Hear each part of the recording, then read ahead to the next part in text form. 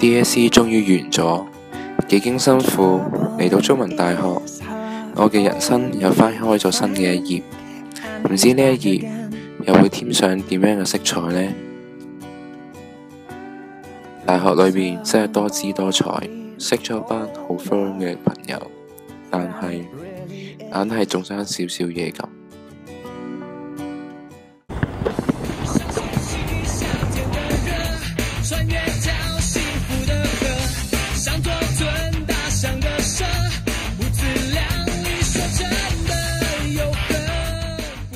冇諗過一個小小嘅意外，就俾我邂逅咗佢。冇事啊嘛？我打波整親咗呢個行過嘅女仔，於是我扶佢上學校診所。一開始我哋都尷尬，但後嚟發現我哋原來有好多共同嘅話題。越傾仲越開心添。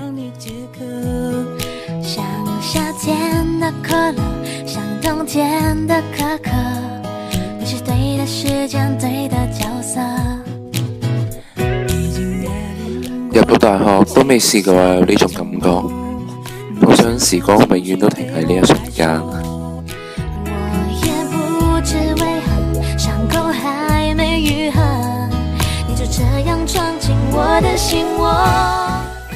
哎呀，唔記得攞去 contact 添。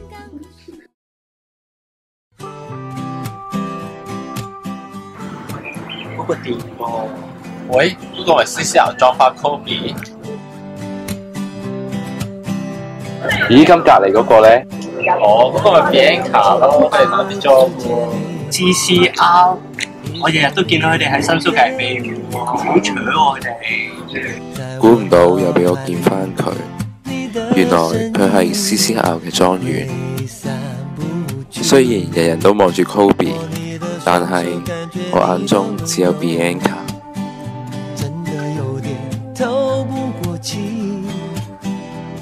你的天真我想珍惜，看到你受委屈我會傷心，只怕我自己會愛上你。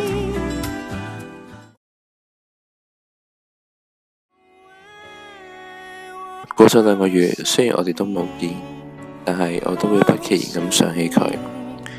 唔通我哋嘅緣分已經畫上咗一個句號？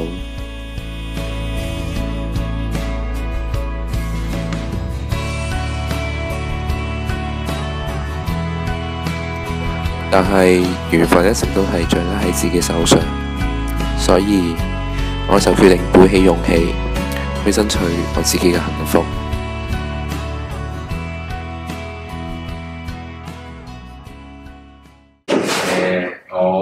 我想學整金沙花嘅。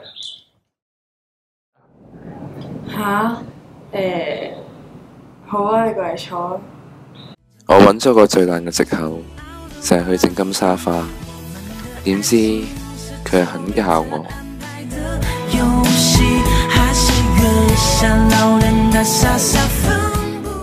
咁你會送俾邊個啊？送俾我家姐咯。哦，家姐。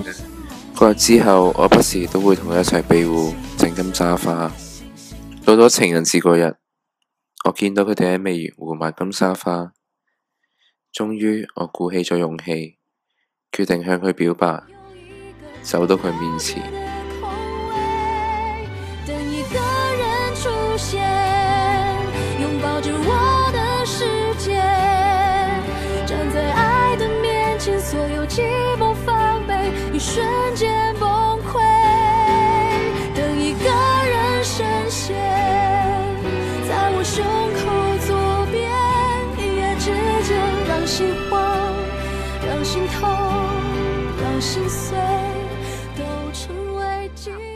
你唔係送俾你家姐咩？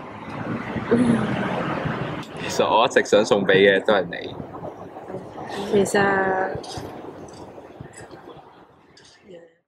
其實我一早就留意你啦。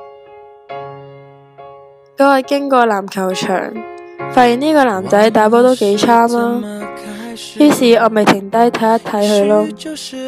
點知就發生咗呢個小意外。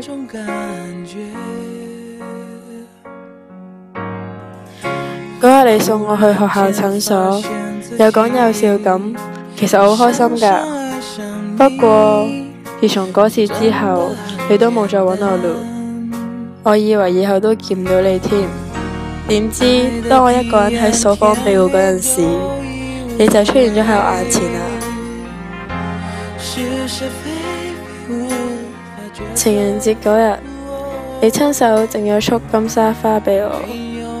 喺呢一刻，我覺得冇嘢係比呢一切更加感動。